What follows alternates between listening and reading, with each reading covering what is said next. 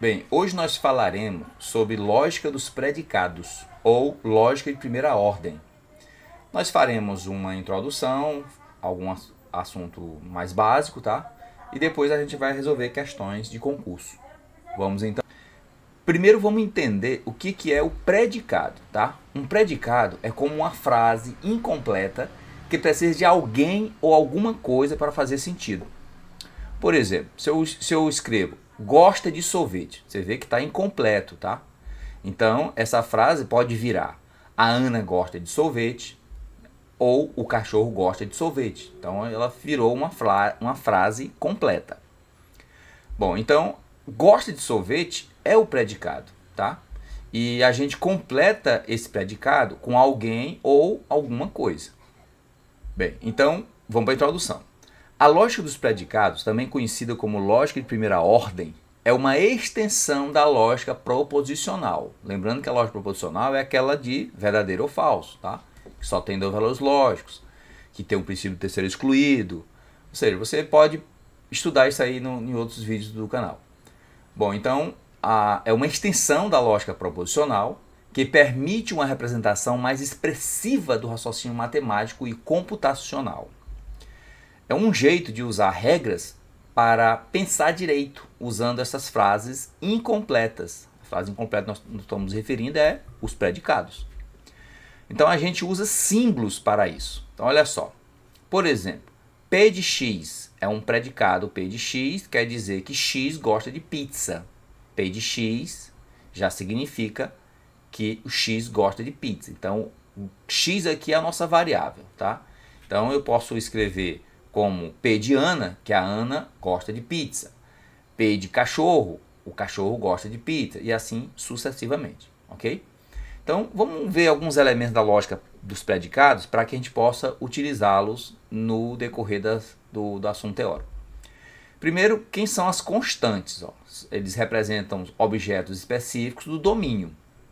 Por exemplo, constantes A, B, C, que pode representar pessoas, números, etc. Temos também as variáveis, que representam objetos genéricos do domínio, por exemplo, x, y, z. E temos os predicados, que expressam propriedades ou relação entre objetos. Por exemplo, P de x pode significar que x é número primo. Tá? Então, esse predicado P de x está dizendo que x é o número primo. Então, o meu x aqui é a minha variável, tá? Então, nós temos o elemento do domínio, que é a variável, e o P de x, que é o meu predicado. Enquanto a lógica proposicional lida apenas com sentenças que são verdadeiras ou falsas, como eu falei antes, a lógica dos predicados introduz quantificadores e variáveis. Então, isso aqui é importante observar, tá? Ela introduz quantificadores e variáveis, permitindo representar propriedades e relações entre objetos. Então, por exemplo, vamos pegar um quantificador para todo ou para todo mundo. Nós vamos usar o símbolo que é esse A de cabeça para baixo, tá? Então, ele significa para todo ou qualquer que seja, tá? Pode também ser identificado como qualquer que seja. Quando eu digo para todo x, P de x, eu estou dizendo que para todo x é válida a propriedade. Vamos dizer que a propriedade ou o predicado aqui é gosta de pizza. Então, para todo x, P de x, eu estou dizendo que todo mundo gosta de pizza. Qualquer x gosta de pizza. Outro quantificador também importante é existe alguém. Existe, né? O símbolo é exatamente esse aqui, tá? A gente pode também dizer que não existe, a gente pode fazer assim, tá? Ou existe um único, tá? Existe um único. Você pode escrever dessa forma, tá? Existe um único. É esse Ezinho e esse ponto de exclamação. Então, vamos por exemplo. Quando eu digo existe x, P de x, eu estou dizendo que alguém gosta de pizza, tá? Lembrando que o predicado é gosta de pizza. Então, no caso, eu estou dizendo aqui que alguém gosta de pizza. existe x, p de x, ok? Então, vamos gravar essas duas informações aqui, que a gente vai usar como linguagem de texto na resolução de questões.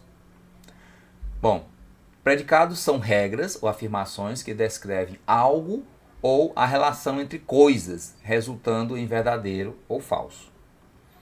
É importante, tá, antes de a gente falar desse tipo de predicados, é importante que você estude primeiro a lógica proposicional, tá? Você vai estudar primeiro a lógica proposicional e vai se deparar com as sentenças abertas. E sentenças abertas não são proposições, mas para a gente transformá-las em proposições, a gente usa os quantificadores. Pode ser o universal, que é o para todo, ou o existencial, que é o existe, ok? Então nós temos, vamos ver esses predicados, né? O predicado de igualdade verifica se duas coisas são idênticas. Então a gente vai usar o símbolo da igualdade, tá? Esse bloquinho é igual àquele. Então, no geral, é só você identificar o operador, que é igualdade. Predicado de ordem, ele comparam coisas para estabelecer uma sequência ou hierarquia. Então, nesse caso, a gente vai usar os símbolos de menor que, maior que, menor igual, maior igual. Tudo bem? Então, a gente vai usar esses símbolos quando fizer alguma comparação. Este bloquinho está mais alto do que aquele. É uma interrogação, tá? Ou seja, isso aqui é uma interrogação que a gente fosse analisar, ele não é uma proposição, tá? Quando a gente usa quantificadores, aí ele vira proposição. Predicados binários descreve uma relação entre duas coisas. Então, este bloquinho se encaixa naquele. Ele precisa de dois, né, para fazer sentido, tá? A gente vai usar, por exemplo, em algumas questões que a gente compara com proposições compostas. Quantificadores. Vamos analisar os quantificadores.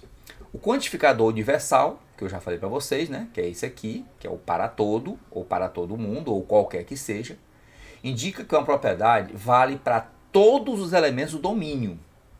Olha só, é importante isso aí, ó, para todos os elementos do domínio. Então, quando eu escrevo para todo x, p de x, eu estou dizendo que vale para todo o elemento do domínio. O elemento do domínio é exatamente esse x aqui. Então, para todo x, p de x é verdadeiro. Ok? Então, vamos memorizar. Para todo x, p de x é verdadeiro. Então, se p de x gosta de pizza, eu estou dizendo aqui que todo mundo gosta de pizza. Todo elemento x gosta de pizza. O quantificador existencial, que é o ezinho, indica que existe ao menos um elemento para qual a propriedade é válida. Então, por exemplo, existe x, p de x, significa que existe um x tal que o p de x é verdadeiro. Existe um x que o p de x é verdadeiro. Lembrando que é pelo menos um, tá? Quando você quer colocar apenas um, aí você bota existe um único x, tá? Existe um único x, aí só tem um elemento que satisfaz a propriedade, que torna ela verdadeira. Nesse caso, não. Existe pelo menos um x que torna o p de x verdadeiro, tá? Não esquece que lá é para todo x, o p de x é verdadeiro. Exemplo de representação. Vamos ver aqui, ó. Todos os humanos são mortais. Então, para todo x, se é humano, então é mortal, tá? Para todo x, para todo elemento x do domínio, se é humano, então é mortal. Se é humano x, então é mortal x. Existe um número par maior que 2 que é primo. Então, ele é maior, ele é par, ele é maior que 2 e que é primo. Então, existe um x que é par e primo e maior que 2. Então, é uma conjunção, tá? Para essa propriedade valer, ela tem que valer todos eles. Todos eles têm que ser verdade. Tem que ser verdade que ele é par, tem que ser verdade que ele é primo e tem que ser verdade que é maior que 2, tá? Aí a gente vai analisar essa proposição e vai identificar que ela é falsa, porque ele está dizendo que existe um elemento x que é par, que é primo e que é maior que 2. Não tem esse elemento, tá? Porque o 2 é par, é primo, mas ele é igual a 2, ele não é maior que 2. E o i só é verdade quando tudo for verdade. Então notem que é preciso dar uma estudada em lógica proposicional para fixar melhor o assunto. Conectivos lógicos e operadores. A negação, né, você pode representar de duas maneiras, que é o não, inverte o valor verdade em uma proposição. Por exemplo, se a chuva é ácida, é falso, então a negação da chuva é ácida, é verdadeira. Tá? Ou seja, a negação do falso é o verdadeiro, a negação do verdadeiro é o falso. Ok? Na conjunção, você usa o i, que é o conectivo da lógica proposicional, e vai usar também esse outro izinho aqui também em algumas situações. Né? É o i. Ou, para quem é paulista, é o e. Né? É verdadeira somente se ambas as proposições forem verdadeiras. É verdadeira somente se ambas forem verdadeiras. Então, a conjunção ela só é verdade quando tudo for verdade. Cada proposição que você falar for verdade, aí toda ela é verdadeira, ok? Exemplo, está chovendo e faz sol é verdadeira apenas se estiver chovendo e fazendo sol simultaneamente, ok? A disjunção inclusiva é o ou esse traço, né? Ela é verdadeira quando pelo menos uma delas forem verdadeiras. Ou seja, pelo menos uma quer dizer que pode ter uma ou duas ou mais, tá? Basta uma ser verdade para o ou de junção inclusiva ser verdadeira. Ok? Exemplo, vou ao cinema ou vou jantar. Para ela ser verdadeira, basta que seja verdade que você vai ao cinema ou então ser verdade que você vai jantar. Ou se for os dois, né? Você já tem pelo menos um ser verdadeiro. Ok? Conectivos lógicos e operadores. A implicação ainda.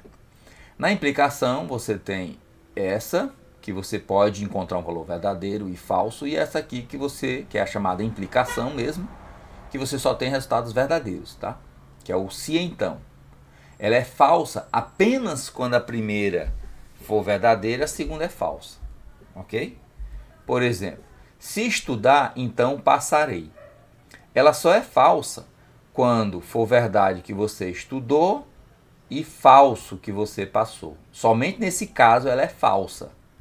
Em todos os casos ela é verdadeira, tá? Então, verdade que estudou, verdade que passou, é verdade. Verdade falso que estudou, mas passou, é verdade a proposição. Falso que estudou e falso que passou, também é verdadeira a proposição. Tudo bem? Então só tem esse caso aqui, que é a Vera Fischer, tá? Ela é falsa, somente nesse caso. A primeira é verdadeira e a segunda é falsa. Isso vale para a lógica proposicional. Na bicondicional, nós só temos duas implicações, né? Aqui no caso da equivalência, nós temos duas implicações. Então é um se então indo e voltando. A gente fala se e somente se. Ela é verdadeira somente se ambas as proposições tiverem o mesmo valor lógico, de verdade ou falsa, tá? Então ela só é verdade quando ambas forem verdades ou falsas, ou seja, valores lógicos iguais. Ok? Exemplo, passarei no exame se somente se estudei muito. Então, se é verdade que passou no exame e é verdade que estudou muito, então ela é verdadeira. Agora, se é falso que passou no exame e é falso que estudou muito, ela também é verdadeira, ok? Então, se você tiver valores lógicos iguais nesta bicondicional, você obtém valor lógico verdadeiro. Conectivos lógicos ainda, nós temos a lógica de junção exclusiva, tá? Nós falamos da lógica inclusiva anteriormente, que é o representado por ou, mas nós temos também a lógica exclusiva, a disjunção exclusiva, que ela é verdadeira somente se apenas uma for verdade, tá? Então, se eu escrever assim, pessoal, ou A, ou B, ou C, ele só é verdade quando tiver uma única verdade, tá? Se o A for verdade, o B e o C tem que ser falso, para ela ser verdade. Se o B for verdade, o A e o C tem que ser falso. E se o C for verdade, o A e o B tem que ser falso. Então só pode ter uma única verdade. Mas o fato de eu, né, se por acaso eu resolver tirar este ouzinho daqui, aí a gente vai entender que agora é um ou inclusivo.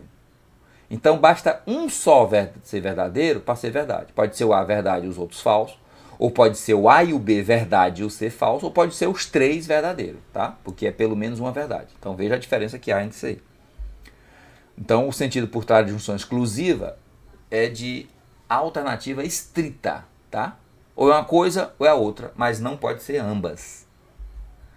Símbolos comuns da junção exclusiva é: você tem esse símbolo usado pelo CESP, né, o SEBRASP. Você tem esse outro símbolo usado muitas vezes por outras instituições, né? O diferente também representa a junção exclusiva, o SHOR, e esse aqui são os símbolos usados por disjunção exclusiva. Tudo bem? Bom, agora vamos entender o que é modelo.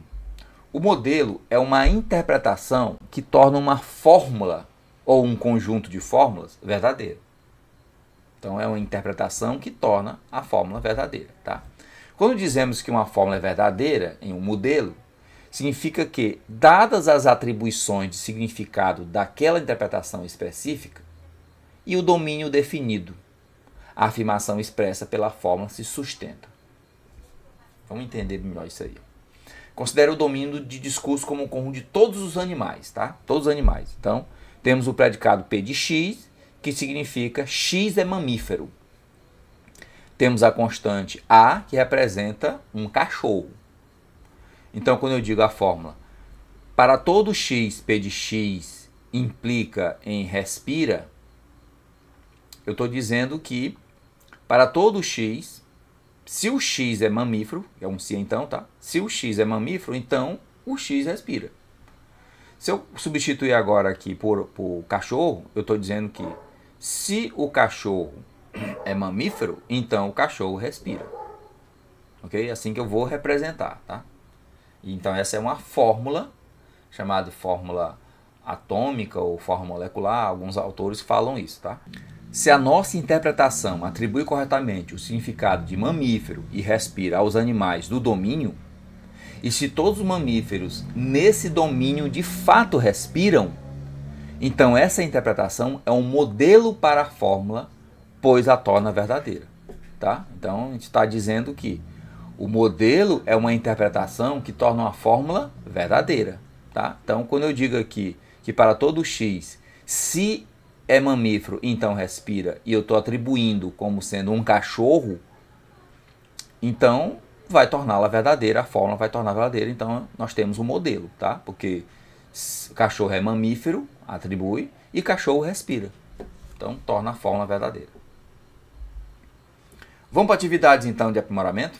Vamos lá. Primeira questão diz o seguinte: considere as seguintes definições.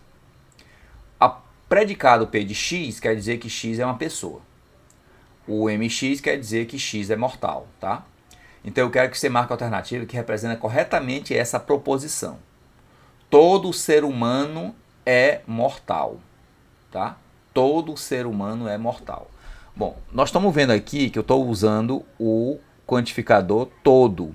Então é o qualquer que seja ou para todo. Então já exclui a letra A, porque nós estamos usando o quantificador existe, e exclui a letra D. Então quer dizer que é para todo, tá? Ele fala também que para todo ser humano é mortal. Então ele está dizendo que se é humano, então é mortal. Ou seja, se é uma pessoa, então é mortal. Então nota que eu tenho aqui, ó.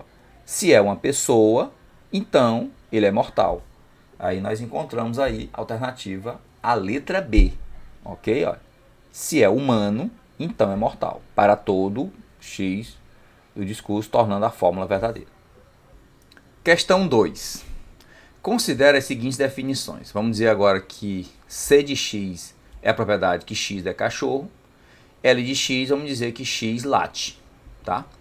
Assinala a alternativa que representa corretamente a proposição. Alguns cachorros latem. Alguns cachorros latem. Ele não especificou qual é o cachorro que late. Tá? Não nomenclaturou esse cachorro. Então, alguns cachorros latem. Nós vamos entender que quando eu uso para todo, né, nós usamos para todo X, dá uma ideia de uma condicional simples, tá? Se eu estou no A, então eu estou no B, ou seja, se A, então B. Foi visto na primeira questão. No caso aqui, algum, nós vamos usar o quantificador existencial, tá? Existe. Então, quando eu boto existe X, ele dá a ideia de uma conjunção. Existe A que é B. Alguma parte do A é B, tá? Então, isso aqui é uma conjunção. Portanto, a alternativa que a gente marcaria é, primeiro a gente elimina a letra A e letra D, porque o quantificador aqui é universal. E aqui a gente vai usar a letra C, onde tem a conjunção. Letra C. Questão 3, então, agora. Na questão 3, nós temos o seguinte. A negação da proposição para todo y, existe um x, tal que o y é igual ao seno de x. Vamos relembrar um pouquinho a lógica proposicional, tá? Quando eu coloco se A, então B, e peço para você negar isso aqui, a negação é A e não B, tá?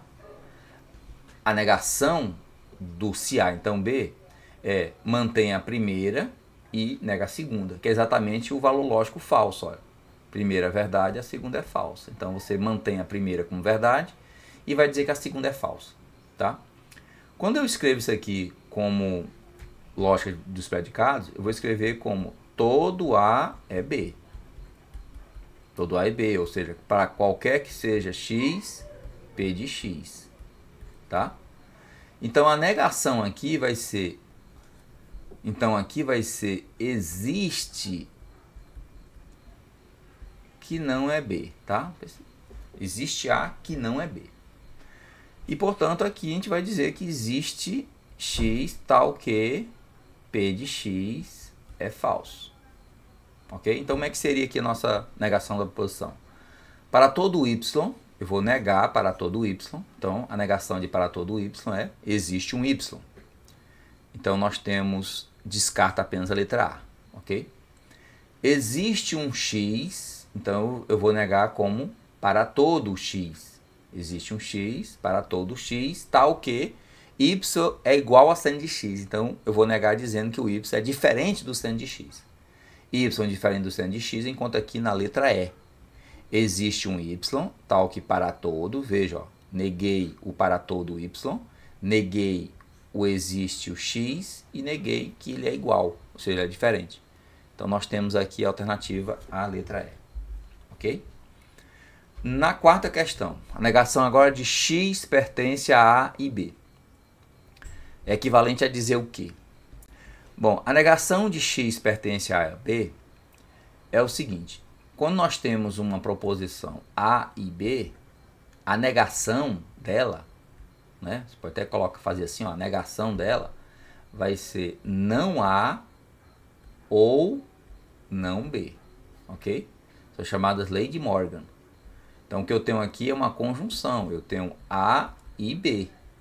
E a negação de A e B, a negação de A e B é não A ou não B. O ou é a união, o i é a interseção, ok?